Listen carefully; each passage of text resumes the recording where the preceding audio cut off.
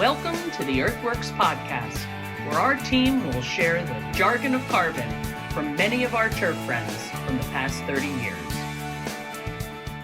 Hey again, everybody. It's been a couple weeks since I've been on with the Earthworks podcast. I'm excited. I've got my first architect on with me today, David Druzisky.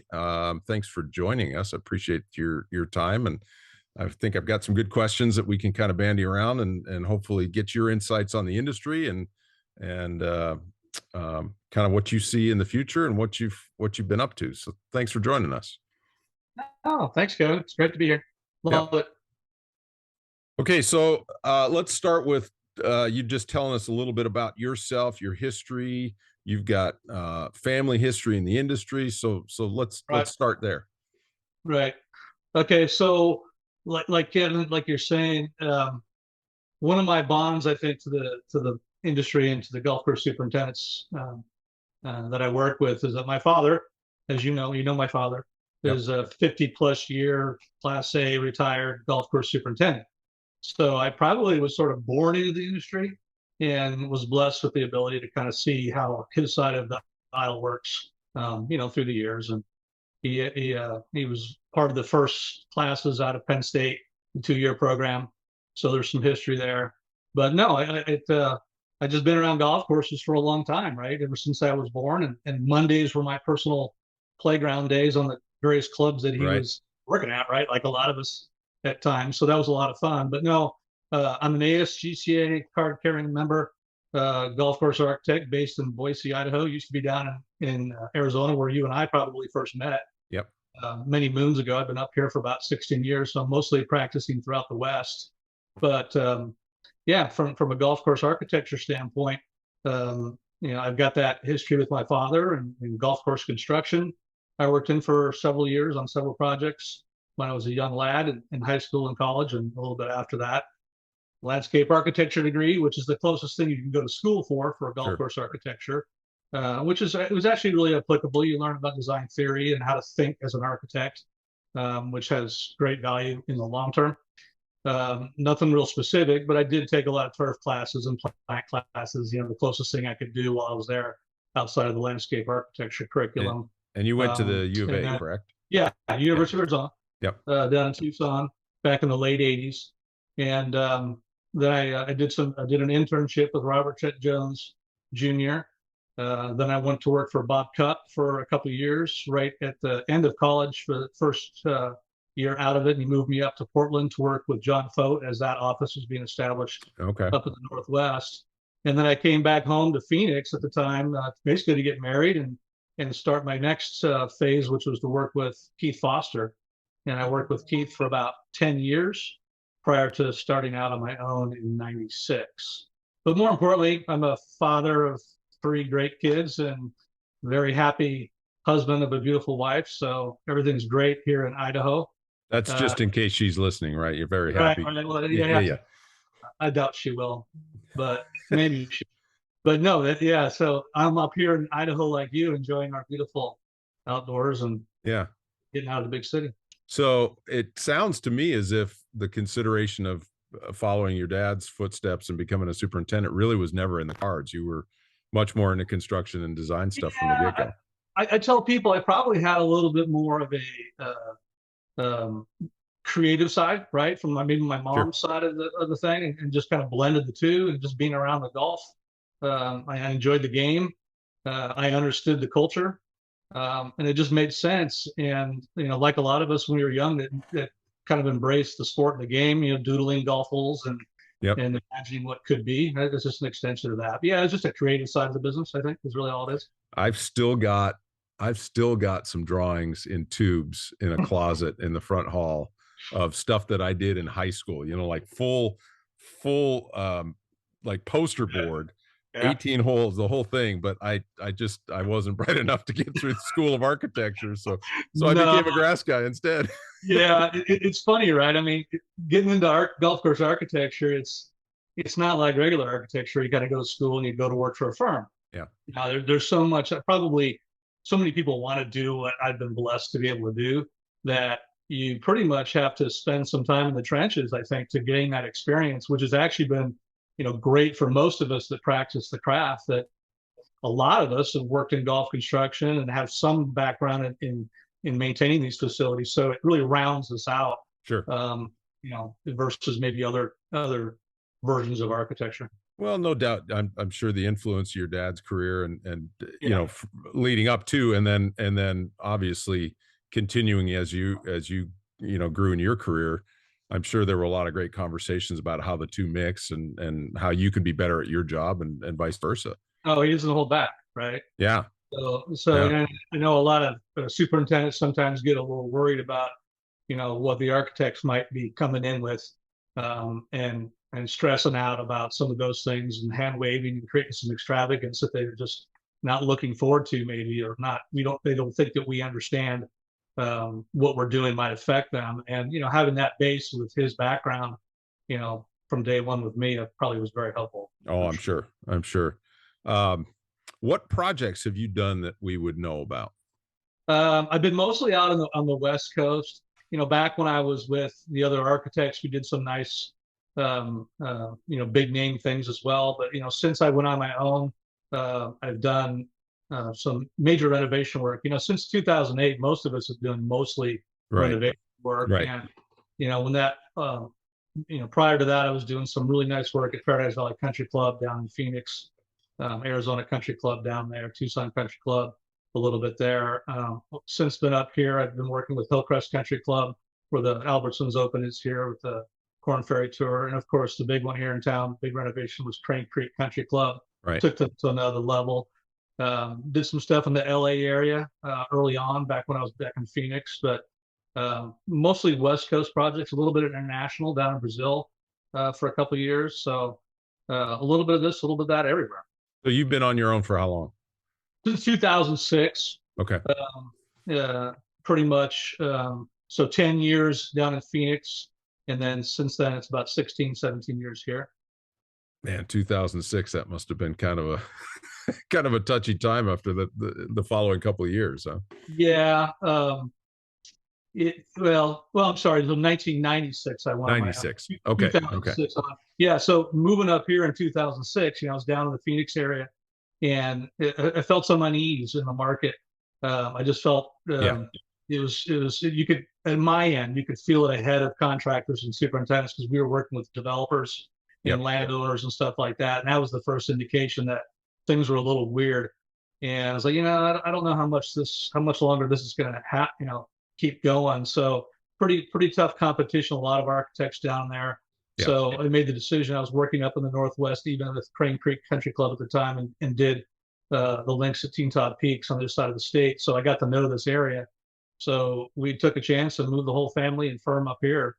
And it was 2006, and then everything changed, a year and a half later. Yeah. So it's interesting that time in the 90s when and even into the early 2000s in the Phoenix Valley, I mean, it was just spinning like a top. And if you were really close to it, you didn't see that could not be sustainable. But anybody that kind of could pull back a little bit and look around, like this can't stay like this. It just can't. And maybe that's the architecting, right? Planning, picture kind of stuff. But we saw it. I mean, 9/11 curtailed things for about a year, and there was a couple of dips. And down there, especially anything on the West where everything's predicated on growth, it was very volatile for golf. Sure. And that's kind of settled down, right? It's interesting here in Idaho with all the growth that's gone on in Boise, which has been crazy the last 5, 6, 7 years. Yeah. You'd think there'd have been more golf, not a single new golf course. Yeah, we've talked a little bit about that. It is pretty amazing. I mean, it's and the influx of people. I mean, there's a lot of professionals moving to the area, and you would think that would push it, but for whatever reason, it hasn't really. No. And it may not be the worst thing in the world that it hasn't exploded, but you'd think there'd be a few projects on the books. You think? I think that the land size is probably part of it, and the land costs through the roof. Yeah. And now that we're seeing some pretty significant upticks in golf construction numbers, this is going to be really hard to justify much that's got some risk to it. I agree. So being in the business about the same time as I have, we've seen a lot of trends, and I wanted to touch on that real quick, that the trends you've seen, and I want to get a little more specific on this, the trends you've seen throughout your career, the biggest disasters in architecture and design, The best trends or ideas that you've seen in design, Yeah. and what new stuff you're excited about. Good question. The disasters one's kind of tough, right? Because I don't know if I can put a finger on specific examples, but there was some extravagance, I think, in the 80s and 90s and in the 2000s that we're probably now paying for. Big, bolder, stronger, long lengths. Yeah. You know, those kind of things that at the time were the marketing. I mean, I mean, the word championship. Yeah.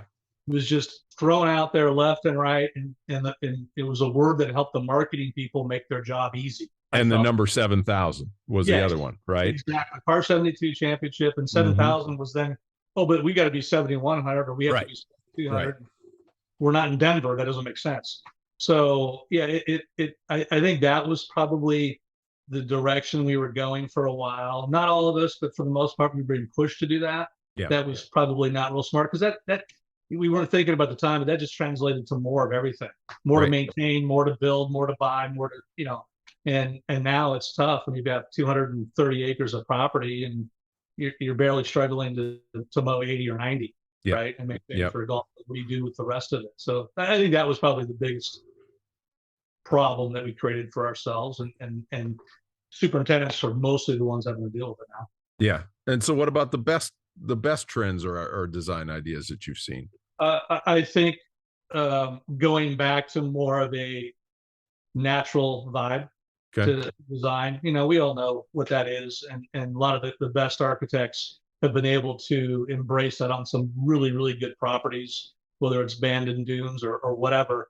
That there's been some projects where the marketing made sense for those places to go in that direction, and they took full advantage of it. And it's been a win-win, and people really enjoy that. And I think it's also very conducive to the environment. And we can do some things that maybe we can be a little more lenient on some of those details that cost a lot of money, right? Otherwise on some properties. But I think more importantly, wide open. I think wide areas of play are good. And it's good for all golfers, and what we architects can do with some angles and some size to some things is really, really good. I'd rather have short with wide angles than long with narrow fairways. Yeah. And create some inches with that in greens. But I think going back to some core basics of architecture, and of course, I think the internet has really allowed a lot of this historical research to take place. I mean, we were doing historical restoration work, in the 70s, 80s, 90s, but we didn't have access to files and resources like you do today with the internet. I mean, I go to my office and dig up all sorts of stuff, dive into stuff at universities and things where some old pictures might be, but we weren't able to do that quite as well on some properties. So I think the internet's really helped maybe us to understand what's possible out there for maybe what was or could be, or research other opportunities. I think the internet's really helped us actually a lot too. Oh, for sure. I was I toured Charlotte Country Club with one of my mentors, John Selinsky, who I'm sure you met at some point in time, and they're in the process of a restoration. They're going to start in earnest next year, but they've kind of picked away at a few things recently. But the architect was able to dig up, and there was a lot of this stuff done in that era, but he was able to dig up old aerial photos from the military back in the late 30s, and they were really able to get a good snapshot of what the golf course looked like, and it didn't look like it does now. No, that's fun. It's a lot of fun to do. And now that we have more, I used to have to, like, we were looking at stuff in Los Angeles, for instance, and we were obviously out of Phoenix. You'd have to go to Los Angeles and actually, where can archives of this stuff actually be, and make phone calls, back in the day, and actually deal with the photo process. It was in microfiche or something. So it was much more challenging. Now it's just, most of it's on the interface. Yeah, you can do it right from the office. Yeah. All right, so let's get into this. I've got a bunch of questions, and hopefully we can get through some of them or all of them. Yeah. So first one I want to ask is, from an architect's perspective, what's the most important thing a superintendent can do to ensure a successful project, whether it's a, whether it's a T construction or a full renovation? I mean, what should his role be? And interacting with you and the members and all that stuff. What have you seen as the best outcome from a superintendent's perspective? Great question, because what's interesting about my job, Kevin, is that there's so many different projects, right? Right. And every one of them is sort of different, and that means every one of them I need to come at from maybe a different way.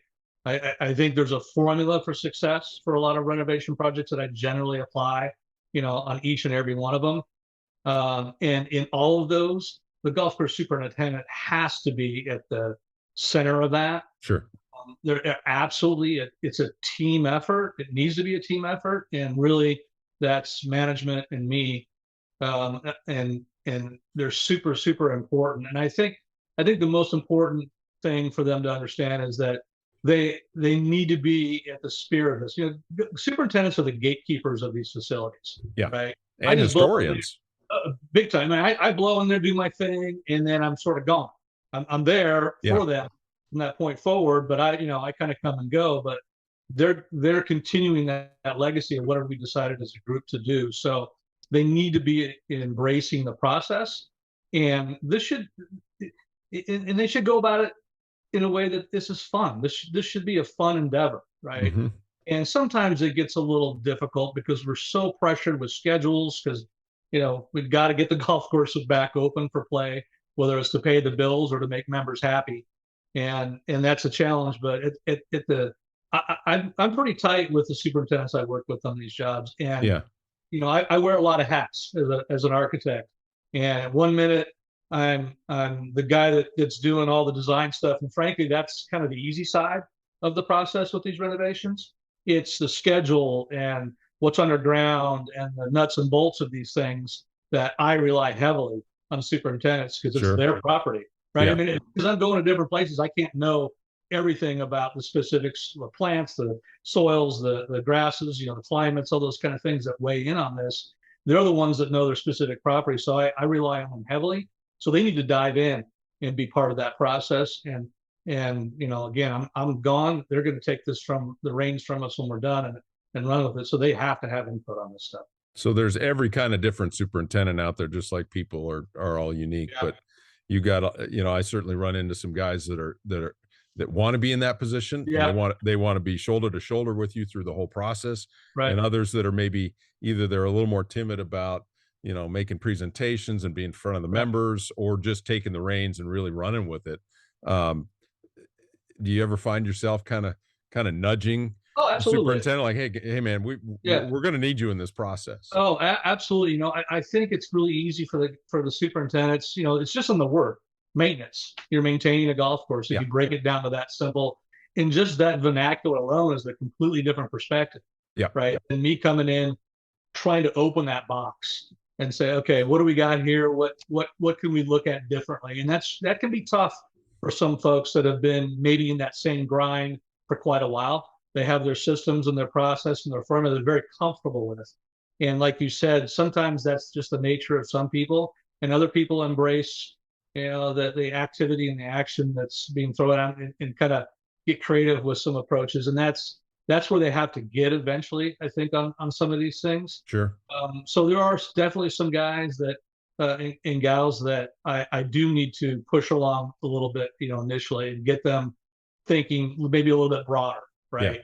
Yeah. That maybe we don't need to reinvent a wheel specifically in this thing, that some other people have figured some of these things out. Let's go find that out. Mm-hmm. And then open them up to that, take some tours and look at some things and ask some of your peers, what's going on. But absolutely, there's some I need to kind of push along a little bit. And I tell them all, I said, look, I'm here, put some stuff on my shoulder. Right.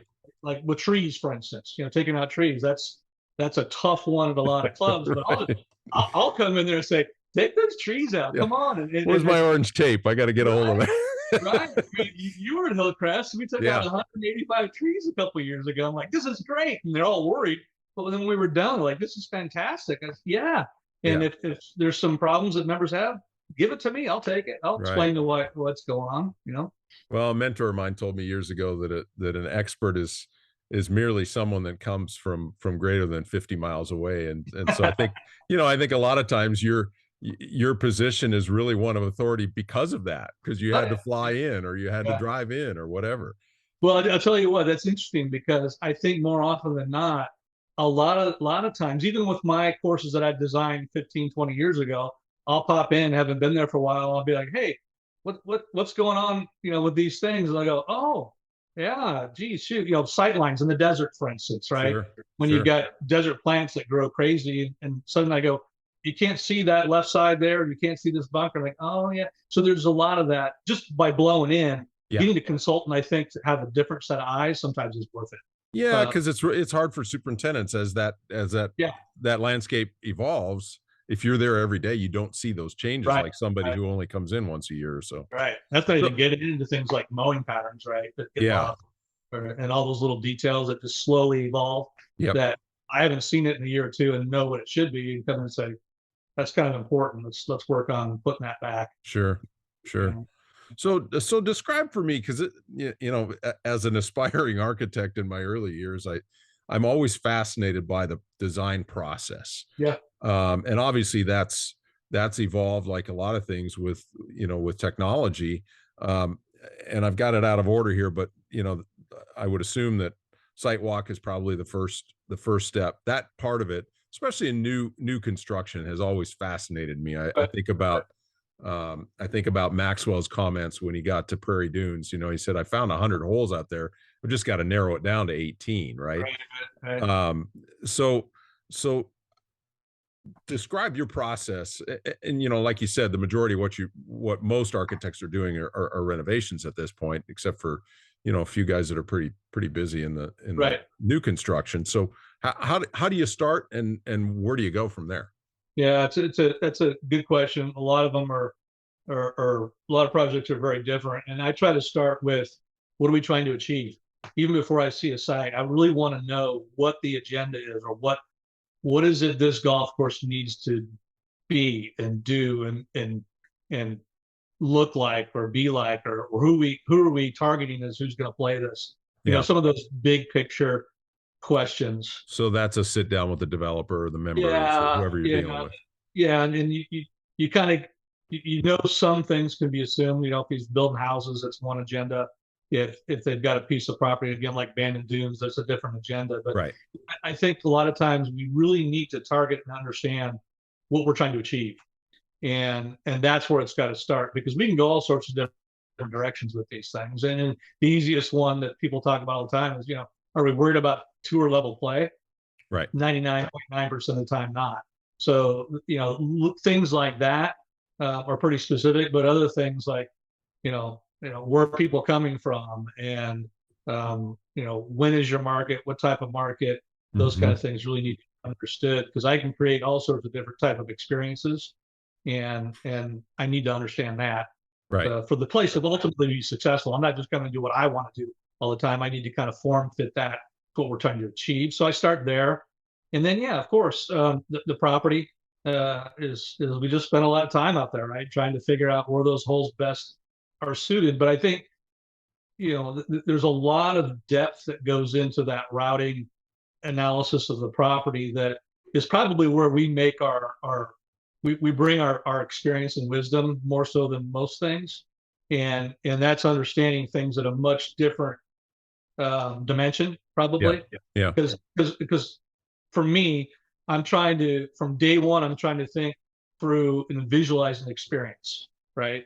And it's not in the minutia or the details yet, but what is it that we want to do as far as an experience for people? And I think that's something really important for superintendents to understand too, is at the end of the day, whether it's the guys in the pro shop, me, or the superintendent, we're creating an experience, a customer experience.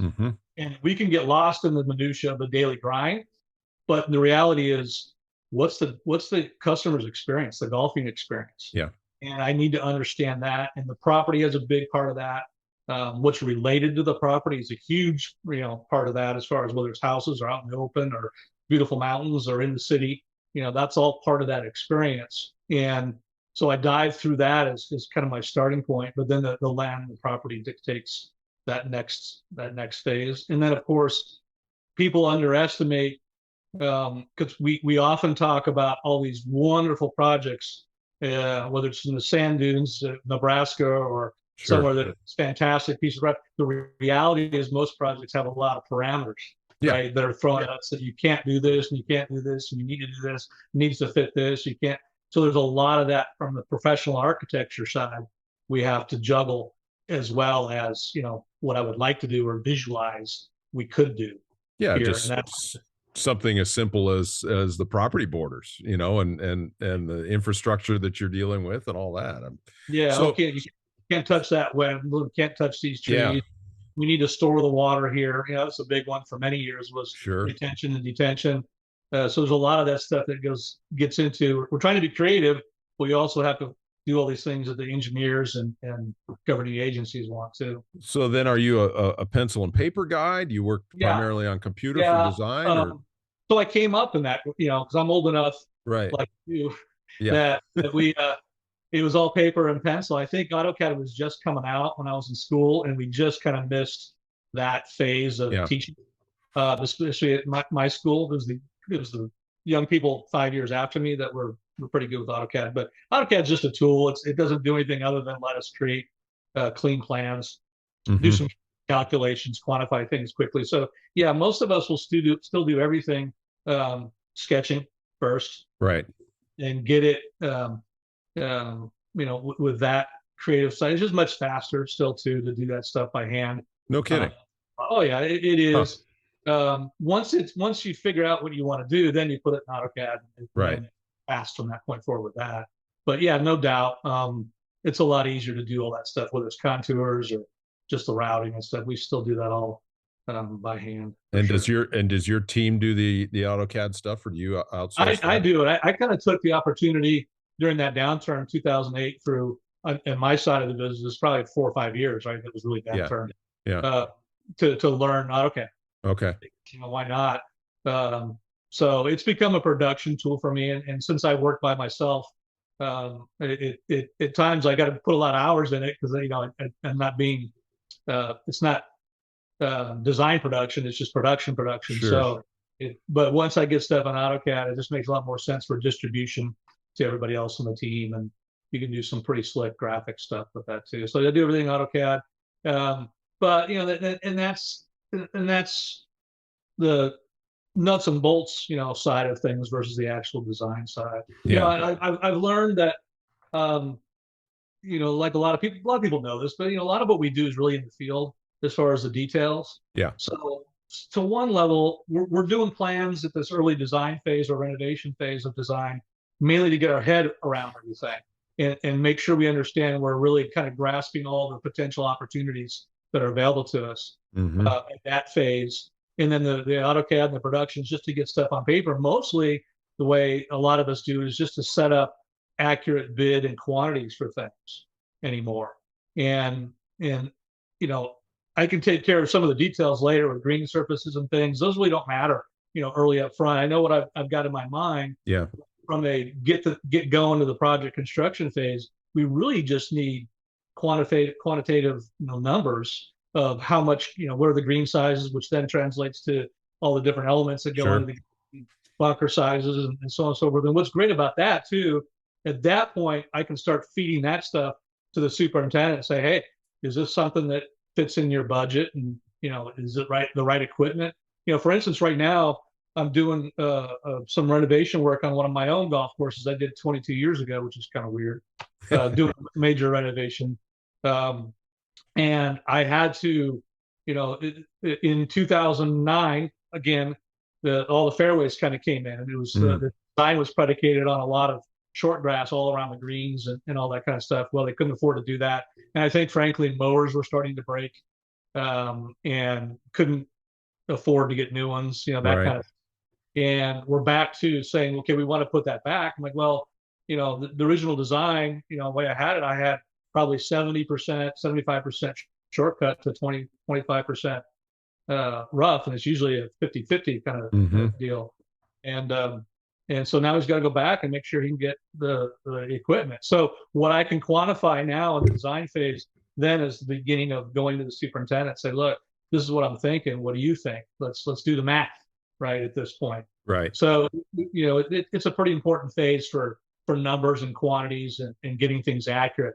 And then in the field, it allows me just to know how much I have to play with. How much green can we build? We got 120,000 square feet or 110,000 square feet. That's a huge difference in price, right? Darn right. Yeah.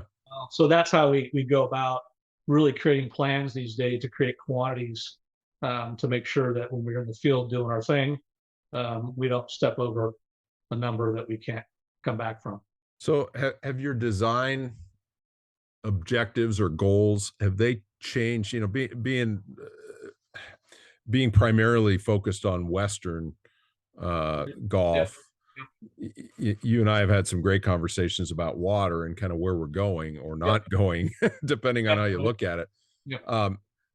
Have they evolved to I'm sure they've evolved to account for some of the changes that we're going to be facing, but is that a tough sell for the clientele?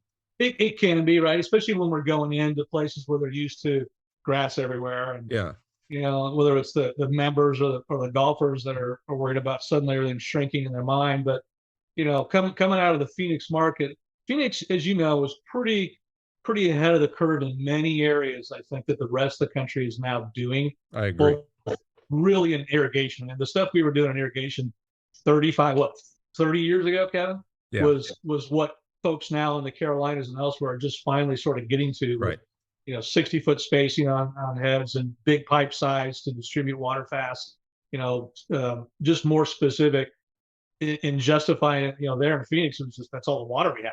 Sorry, you had to do it, so we were forced to get creative and think out of the box there. And of course scaling back on maintaining turf, right? I mean, that was those two components were the big thing that dictated the golf courses in that market. And then I brought that into Vegas before that was necessary, and now we're seeing that in Vegas is becoming what they're ever going to have to do there, scale back. Probably more so than Phoenix, right? Yeah, they've always been. They kind of denied it for a while, right? Because that's just typical Vegas, big splashy, everything's big and bold. Well, it's to the point now where there's no water, so at least available to them. So they're going to have to go back and reinvent the wheel there. And so my course there, we were already down 75, 80 acres of turf, and we're in a little bit better position to deal with some of that than maybe some of those that you've seen there that are wall-to-wall grass everywhere, just because that's what they wanted at the time. So reality sets in, right? That these are the things you got to do. So I think I've always been, maybe I've always been a little bit more responsible to that cost thing, with a lot of properties. I think we have to be very careful with what we design and make sure that it's sustainable. And maybe there's a period of time there where we all felt maybe we didn't need to be, but guess what? That was then. This is now, and there's a big difference, right now with that stuff. Water sources are changing. Do you place any consideration on the type of water that golf courses are going to have access to? In other words, are they going to be an effluent use golf course? Are they going to be a surface water in your design specifically? Not as much. I mean, I think, like I said, it's a team effort usually. Right. And I'll look to the superintendent, or if there's someone like you or a consultant of some sort agronomically involved, I need to pose that question to them, right? You always have to ask those questions and make sure that, okay, what's out of the box here that we have to weigh in that might affect everybody down the road. And water does come up. Usually the irrigation side of it has to deal with it more so than I do. Sure. We were doing the affluent thing, again, forever down in Phoenix. So I think it was just an assumed thing that we dealt with, and it was the water we had, right? And absolutely that the industry has tried to figure out what grass types have been best for that, which then does affect, what I can do as far as that third dimension game portion, ground game portion of that stuff. So absolutely, there's some things that weigh in there. I think soils, I've always been a soils guy. I think that's always something that's intrigued me as far as what we can and can't do with some design traits based on what kind of soil we have with drainage and such. But all those things weigh in and just kind of chisel away at everything that I want to do. A little bit of this, a little bit of that. You kind of go, Okay, now I know what What I am can I do. left with? Yeah, exactly. I got a bowling lane, or I got Yeah, bowling. that's funny. Okay, a little shift of gears here, because I travel enough for my job that I see the good, the bad, and the ugly of some of these. There's a lot of renovation work going on. Yeah, And I think for me, one of the things that it's like in a lot of cases, it's like watching a slow motion car crash. yeah, In-house versus contract renovations. yeah. What how do you try to steer that? Because I've seen way too many clubs that either the superintendent says, well, we can probably handle that Right. in-house, or it gets foisted upon him. You know what, we think you guys can do this yourselves, and that'll save the club some money, so we can put more money in XYZ. Yeah. How do you I mean, I just don't see many situations, depending on scale, obviously, where in-house renovation is a smart move. Yeah. Um, You said scale is a good word. I mean, yeah, it can be applied to design, to that kind of, yeah, it's important. You kind of get what you ask for, right? I mean, it's there are projects and there are things in projects that I think are very conducive to superintendents taking the reins on. mhm, It's typically not the physical ones. I think anytime you get into something that's physical and fast and aggressive and needs to be executed promptly, right. superintendents you don't want to do it. Because why? It's just you don't have the resources. And what happens? Yeah. I'm giving you leading questions here. Right, right. So everything just gets hectic. Yeah. And I think most superintendents really should step back when these things in their clubs are talking about projects and say, look, what are my priorities? My priorities, again, are providing the golf course on a daily basis Hmm. or golf play, right? What resources do I have to do that versus what I may be risking in that regard if I try to tackle these other projects, right? So Correct. that's the first thing I highly recommend both the management of the facility or leadership of the facility to question, as well as the superintendent. But when you get into a project, one of the things that I learned a long time ago is you have to kind of marry up the size of a contractor with the size of a project. Yeah. And we've been so pressured over the last, I don't know how many, pretty much since we started sodding all our work, how long ago that was, 25 years ago, Yeah, at right? least. That bench, that bar that got raised, where you only get 3 months to renovate this golf course, Right. which 30 years ago would have been what? We're talking 3 years, 2 years, because you got to grow grass. Well, you have, if you're tearing up a lot of a golf course, rebuilding greens, tees, regrassing fairways, does a contractor have the size and scale of company again to get that job done in that time frame? Yeah. And it can be difficult to explain some of that maybe at the club leadership level. The people that are working in other industries that are making decisions in ours, that they don't understand how Mother Nature really brackets what we do. You only have a certain window, Right. and if you've got that time frame, you better be able to get stuff done in that time frame. And sometimes the size of a contractor is very important in case we have a 2-week hiccup, for instance, like it rained out of where'd that rain come from? Well, that big contractor has the ability to bring in more resources to get something done. So a golf course superintendent really needs to understand this isn't going to go as smoothly as you think. Right. So are you capable of adapting, and getting something done if things arise as you're doing it? But I think that I've seen so many T projects, right? That's usually the one you can kind of see that, yeah, that was in-house. They were afraid to disturb too much area, not tie in the grades correctly. Right. So now you got a bump, and Yeah, it's nobody too uses it. small because Yeah. you realize it was more work than you thought, and then all of a sudden you ended up with 400 square feet instead of whatever 800 square feet like you should. So it's very difficult to do, much more difficult to do these projects than you think.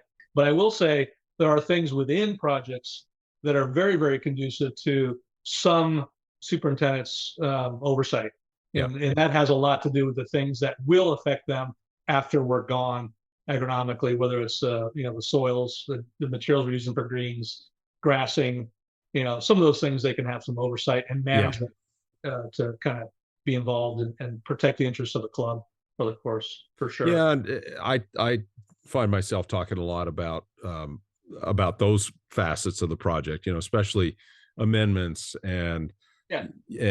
modification of soils to try to get, because you're talking something that you're not going to be back on again for 20 years. So you might as well spend the time and a little bit of extra money to do it right on the front end. And yeah, it's the other thing I've learned from some guys that I really admire that have gone through renovations recently, and I think for some reason it's a hard one for a lot of superintendents to I don't know if accept is the right way to look at it, but to realize that it's really their role to be the quality control advisor.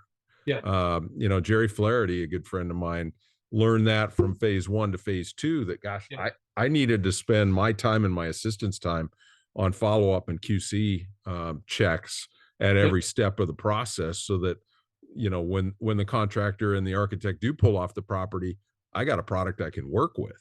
Oh, absolutely. And you think about it, most other construction endeavors, stick construction, for building and stuff, there's project managers. That's right. It's not the architect, it's not the contract. And really in many situations, unless it's a very, very wealthy to-do club, maybe that can hire actually a project manager, which some of them do, just to watch schedules and budgets and stuff like that. It's, unfortunately, or fortunately, the superintendent needs to kind of fill that role. And I've been trying to do a better job getting the clubs and my clients to understand that there's another hat now your superintendent's going to be wearing. Right. And one, do you think they're capable of that? Which any successful endeavor or business needs to ask that of all the people that work for them. And number two, are you giving them the resources and the time and understanding so they can do that? And what might that mean to the other responsibilities they have? And maybe it's just how strong their assistants are, right? Because I think that's what you could probably admit.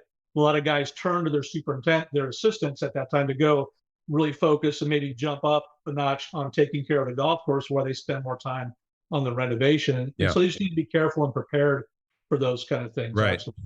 Right. No, I've seen some pretty successful projects lately and some pretty disastrous ones. And it seems like that's a pretty common thread. If if the internal guys are focused on quality control, on the process being on schedule, then things go much better than they do. Absolutely. And you got to remember too, a lot of these guys have relationships with a couple key vendors we're dealing with anyway. Yeah. That's probably one of the challenges from a broad standpoint that's been kind of it's been difficult for the industry is, we don't have a lot of choices for what we do. In each market, you've got maybe one or two people that grow the grass that you're willing to accept. You might have one, if you're lucky, two facilities that create sand materials that are conducive to greens construction. Yeah. You only have the one or two brands of irrigation products. So that has its challenges from a market competitive standpoint, but the positive is that more than likely the superintendents will have a relationship with those companies. Yeah. And so that quality control thing should fall in pretty naturally, for them. And they more than likely already have relationships with those, but they need to understand they need to ratchet it up a little bit, because time sensitivity, the cost of things, and how important it is. Once it's in, we can't go back. That's right. That's right. I don't like that door that we selected on the clubhouse. Well, let's change out the door. You ain't changing your green profile. Right. Exactly. Maybe some clubs do, but there's going to be a lot of hurt associated with it. Yeah. So, and probably a new superintendent will be doing the project. There you go. So absolutely. I think they need to understand, another thing that the 2008 downturn kind of showed a lot of us. It's really interesting, especially with the renovation, is I think we all used to, and superintendents some of the guys listening or gals listening to this might be thinking the same thing. We used to be able to go to these committee meetings, whether it's them for their green committee or me and their green committee or golf committee, and kind of wave our hands around, Kevin, right? And just kind of, I suggest you do this. My opinion is this. Let's do that. Well, that turned to, you know what? We need to substantiate this. We need to support this a little bit more, because the decisions are harder to make. Right. And so we've all had to embrace things like spreadsheets Hmm. much more than we ever used to in the past. And I would highly suggest that superintendents start coming to these meetings, especially when we're talking about renovations, with some ammunition to support some of their suggestions.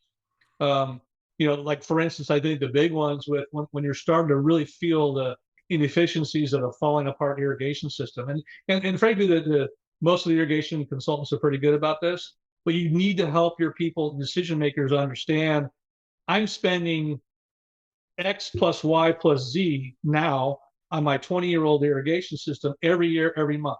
Yeah. Right. And you can quantify that. You can come up with a math for that. And then you can turn around and say, that money I'm spending on this is taking away from this thing that might be something they actually like better. And Right. and that part of it is such an important Oh, piece of that conversation that, absolutely. there's always a trade-off. If I've got X labor, it can only go so far. So That's that, right. no, the spreadsheet thing, and you mentioned you'd listened to the podcast I had Brian Bowl on from Yeah. Interlochen Country Club. That dude is a spreadsheet monster, Oh, and yeah. he has everything right down to the gnats behind, and as such, he's got great buy-in from the membership, from the management of the club, Yep. and you know what, he's they'll make adjustments as they go, but he's got the nuts and bolts really figured out, and I think that sets you up for a great project. Oh, absolutely. You think about it, you've been in a lot of different club meetings, and the people that we're sitting in there communicating with, that's what they're comfortable with, Right. right? They go to their board meetings, they're big corporations because they're all successful people usually, and they're very used to that dynamic. Great point. And if we're not doing that, they're not comfortable, Yeah. and they won't believe you. So you Right. have to come in with something that sustains, that supports what we're talking about. Like right now, I think one of the big problems, and you and I have talked about this, and frankly, it gets my dander up, is cart traffic on these clubs that have not reeled back in the 4 carts per foursome Right. stuff. We did And, talk about that. yeah, and the superintendents that are pulling their hair out, or even to the extent the superintendents that we are all seeing that are really struggling out Yeah. there, with pressure and stuff like that. Well, where's the data showing us that this is detrimental? Where's the data from the USGA, from some entity? Maybe it's the Golf Course Superintendents Association of America needs to come up. Maybe there is something, I haven't seen it, but that helps guys, go to their boards and their club and say, look, this is just not me complaining. This is actually an issue. Right. And are we going to face it, or are we not going to face it, and put it back on the decision makers, and help them understand that this is a little bit legitimate deal. I think in a lot of cases too, that's not being accounted for. And this leads right into my next question. That's not being accounted for in the agronomic plan, because when you've doubled the number of carts, let alone the number of rounds that most clubs have seen increase in the last Right. couple of years, you double the number of carts. You can't tell me you don't have to make provisions for that excess of wear. Right. And yet I bet 8 out of 10 clubs don't. No. Whether it's, tight budgets, or whether it's, gosh, we really didn't realize how much that extra traffic was going to start stacking up on those Right. pinch points. And like I said, that was my next question is, talk about your consideration, especially with the fact that you grew up with a superintendent as a dad. Yeah. In the design process, the agronomic decisions like shade and pinch points and traffic and path route, cart path routing, slopes. I mean, that all that stuff plays such a huge role. And, I guess I'll ask you the question now. We've seen a huge boom in the last couple of years in golf. Yep. Are we smart enough to retain it? And I would imagine I know your answer, but have we done what we need to do to retain this increase in golf and interest in golf? I kind of doubt it. Okay. And that doesn't mean everybody. Right. I think smart, savvy facilities and managers probably have, and great for them. We should be shaking their hands and say, thank you. Spread the word. Exactly. And be a beacon for others to follow suit. But I think the industry has always suffered from that, Kevin, Right. that it just can't get out of its own way sometimes. Look how long it took to get junior play. Yeah. The current, PGA junior kids, what's called, the kids are playing in. Like Right. basically, club golf that's doing gangbusters everywhere I've seen it. And forever I was like, well, why aren't we doing that in golf?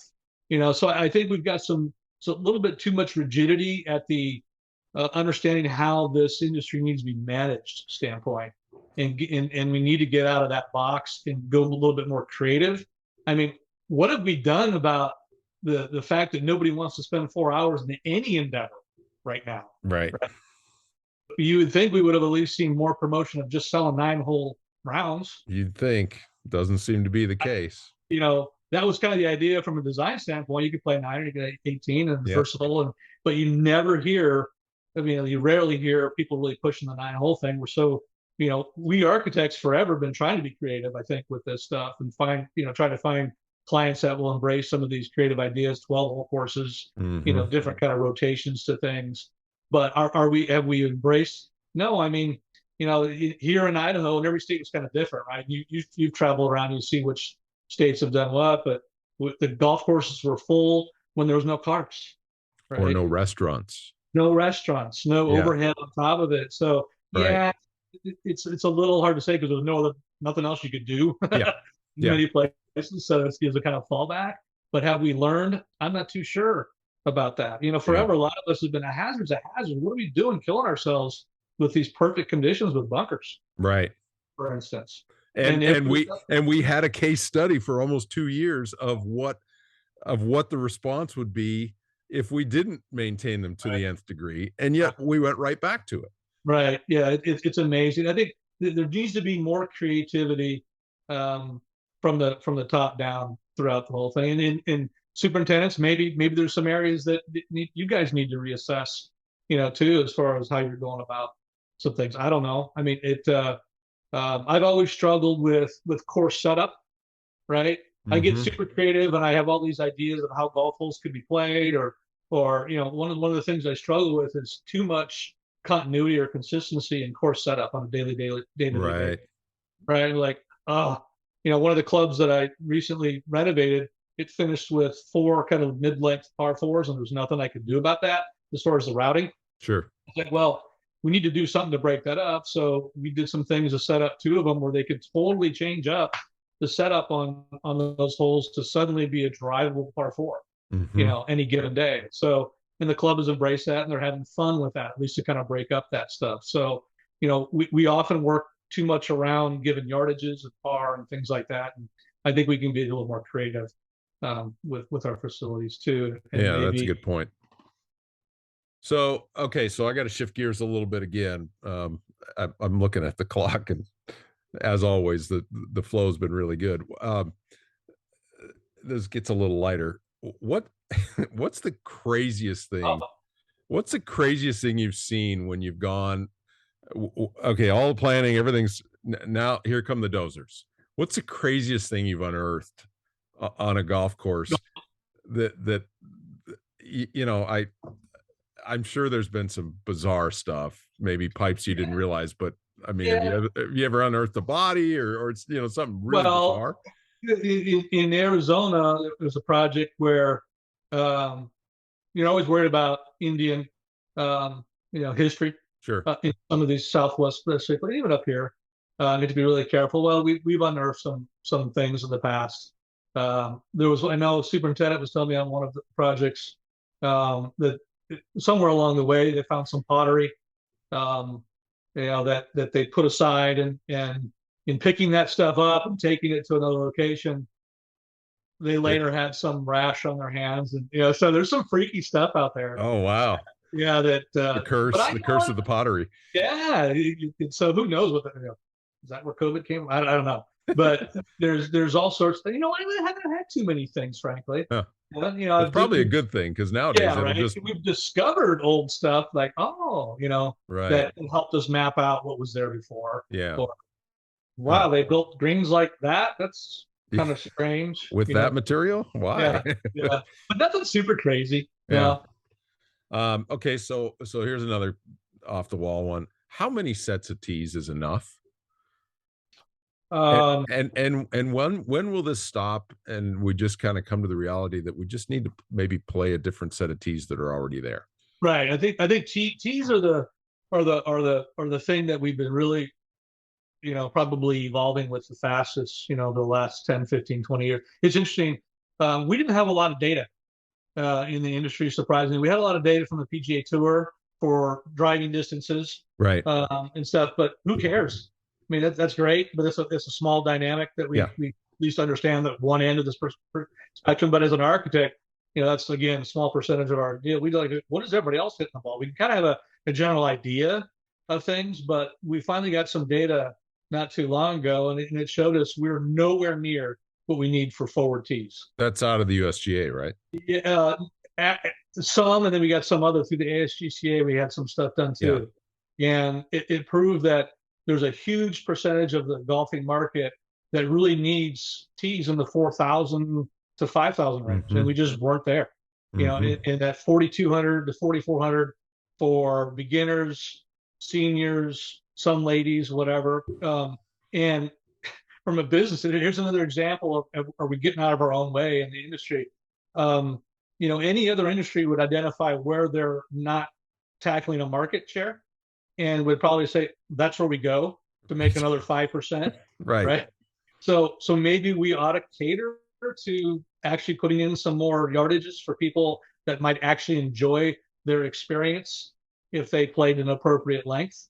And you've been around golf courses enough, you can watch people play, especially these country clubs, and it's just got to be miserable when you can never reach a green in what should be regulation. Yeah. Right? So I think tees, as far as tee boxes, good friend architect of mine recently, Art Schoppeter, did that course in the TPC Colorado, and of course that was going to be for Korn Ferry Championships, and so he's got so many tees at Denver Elevation. Right. It's a private club for a membership plus the tournament, and that's just what we have to do, I guess. I mean, what we're trying to do is get rid of actually boxes, get rid of actual individual tee boxes, and start incorporating some of those team. I like the terminology team area, right? Just extend that fairway back or shortcut area, and we can kind of sneakily put in some level areas within that, even in renovation, to where it gives the superintendent the ability to set that up, with a lot of versatility at those front yardages at least, and simplify some of this stuff. But tees are probably the best place for the game to expand its market share. Right. And I agree. if you're not doing that as a facility, I don't know. You got to think about that. Right? There's a local course here and I can remember back my father-in-law, who was a very good golfer, up until the last couple of years he was alive, single digit handicap, and he was one of the classics where, for a long time refused to move up a set of tees. Well, after he turned 70, he bumped up to the white tees or whatever they were at his course, and he said, I don't know why I waited so long. Right. I have so much fun. I'm hitting short irons, mid irons into par fours, and sometimes and my wife's done the same thing. She started playing golf again after raising kids and taking a long hiatus, and the local course we play added a set of forward tees, and I said, go up and play them, see what you think. And she's right up with us on every hole off the tee, and I said, that's all you need to know. That's where you should be. And she has a great time. Absolutely. I think it's in our heads, a lot of it. It does, and that's just human nature, right? To be stubborn about the admittance that we're getting older and hanging out with the guys, and don't want to be the one to say, we're getting old, let's go take it easy over there. So I have no issue with moving up, by the way. No, and maybe we need, there's a few things where I think that our industry needs to take a look at, and that might be one of them, is that, the PGA of America could probably help on this a little bit more. Sure. Come up with some creative ways to get people to experience those different markers and different distances. There's so much rigidity placed on the tees, I think, that people are playing based on their ability. Why is it a championship? Is it right? mean, how many people really? And I keep wanting to look. I've looked before. I can't. What are the percentage of golfers that are actually carrying a handicap, right? That we really need to, or they in a sanctioned That thing that it really matters. I mean, they're just carry out handicap at all? right. I think Yeah, yeah, clubs. that's It's a good probably, question. but I just don't. We work so hard around those numbers on the scorecard, and again, does it really matter? Right. So maybe we need to have a little bit more open-mindedness on how the course is set up and do more of those tournaments. I think members always tell me that they love those tournaments that are set up short just Yep. for the help, you know. Yep. And maybe we do a few more of those and they start seeing that, it's actually a cool different challenge up here. Yeah. Right. Same thing. I'd hate to be a member of a club and it's the same distance every day. So Exactly. yeah, the tee thing is a huge part of what we've been doing lately. Yeah. All right. It's So the business move. The business move. right. People look to golf as a business. It needs to be, and everything I do at these renovations, it's all how's it affect your business, Right. right? House times revenue minus costs. Mm-hmm. Yep. Great point. Can you run a dozer? And should A you? little bit. I haven't done it in a long time. In other pieces, but I just don't do it enough. Mm-hmm. I did in the past. I did back in my construction days a little bit, but not much lately. It ends I up just costing. I'd make a mess at this It point. ends up costing the project more money, right? I've always thought that I'd like to do my own course one day, like all of us, would like Yeah. to do, and so I just rent or lease or buy like an idiot a dozer and get on there and eventually get it right. Yeah. Yeah. At this point, but there's so many talented shapers. I don't need to be getting in the way of that. Right. Right. And during construction, I'm there a lot. So I don't just blow in every few weeks. I'm there several days a week, just hanging out with all the different guys that are doing stuff, whether it's the guys doing the bunkers, the folks working on the greens, superintendent and other aspects. So it's a seamless, usually communication, thing that we have a good time. Plus, the guys like to get down off the dozer and talk to me for a while, I think. Yeah. I've noticed that the architects that work more regionally, like you, tend to have a shaper or two or a contractor or two that they work with more often. Do you have influence over that? Do you try to have influence over who's going to be on the ground? Yeah, you try to be, right. Yeah. It's because it's going to benefit everybody because it's a Right. seamless. Again, we're so pressured per time that there's a lot of hand holding initially in all these projects, and you're usually pretty slow out of the gate on projects. But if you've got a crew or a team or portions of them where we've all come off of another job, You kind of they know your vision and vice versa. a little right? bit, right? Yeah. It's hard. It's hard to keep. Contractors need to be busy all the time, so a lot of us don't have projects back to back to back to back. Right. So it's kind of hard sometimes to keep that same team. Sure. We try, absolutely. Yeah. I've got contractors that are smaller for those kind of jobs, and I've got contractors I work with for the big, fast-paced jobs. Just depends on the deal. Yeah, absolutely. Okay. All right. So this is totally off subject, but you're a woodworker. That's one of the things we share in common. What's your specialty and what style do you gravitate to? You're also an audiophile, right? Well, is that a derogatory term or? No, that's good. I actually went to school on a music scholarship initially, so that's just in the past, right? Kind of sneaking back up. Like you said, the kids are gone for the most part, and so I just been in COVID, right? I think there's a lesson that we all should have gotten from the COVID days is hopefully you have other things in your life you can turn to when whatever you do most of the time gets shut down. Right. And the folks that didn't have something, I think, are the ones that really suffered during that lockdown. But I don't know about you, but I went in the garage and kind of got into the audio and woodworking thing, and that took up some time. So no, I've just combined, Kevin. I just combined the two. I do a little bit of making of audio gear, speakers, refurbishing old vintage audio equipment, and building speakers and remodeling speakers and stuff like that. So it's just another creative endeavor. Yeah. probably in an area that I have some passion in. Combines a So, lot. Yeah. Combines a lot of your interests, right? yeah, you do the turning and lathe work. I don't do any of that. I'm more like box building and CNC, Sure. so and finishing work, right, at a bigger scale. That scale word. Yeah.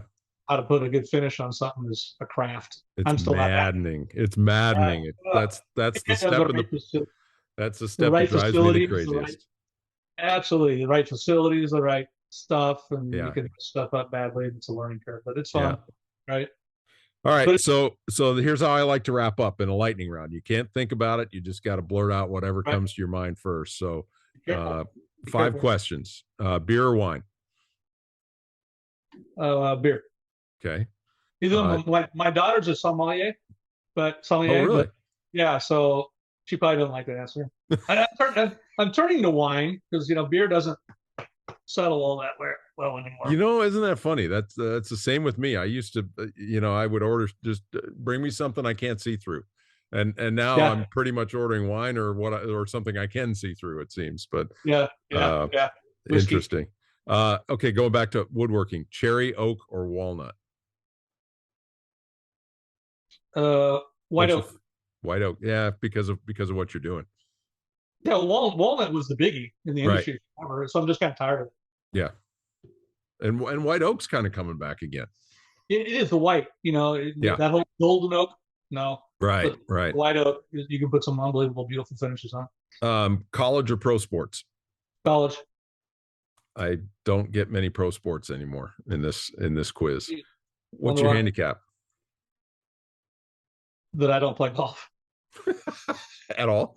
No, I went and got fitted for clubs the first time, and I don't know how long yesterday at the country club, and I don't What's it? associate with any particular club long enough to worry about posting scores. So what's a good day? What's the number if you had a good day? I when I was playing a lot, I was down to like just above 10, like 11 something. Okay. Yeah. Okay, last one. Most admired architect, both live and dead. Dead, George Thomas. Okay, cool. Live, probably Crenshaw Core. I mean, Uh-huh. it's just hard to debate what they're doing. Right. They do probably what we'd all love to do with those kind of properties, right? Yeah, they get all the choice stuff, don't they? Yeah, there's 3 or 4 guys that are repeating Right. because they have the same kind of clients and same Yeah. Yeah. No, those are all acceptable answers. I'll accept those. Thank you. All right. Okay, so as always, we're out of time. Actually, we're a little over time, which is fine. This has been great, David. I appreciate it. Again, this is David Druzisky, golf course architect. Where can we find you? Where can we find your work? Yes. So you can look me up. I'm in Idaho. My website is drugolf.com. www.druziskygolf.com. Probably the easiest way just to cut to the chase. But of course, Instagram, and I'm trying to avoid Twitter these days. It's a cesspool. Yeah, Instagram. So and you can always find me through Ken. Cool. David, thank you for the time. I appreciate it. This has been a good conversation.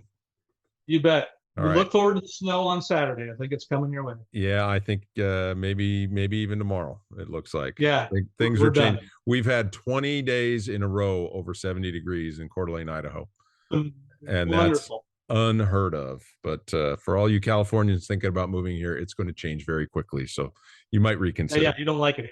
Yeah, guys. Thanks everybody for listening again. And if you haven't subscribed already, make sure you do. The Earthworks podcast is on every week with a new guest. And David, thank you again for your time.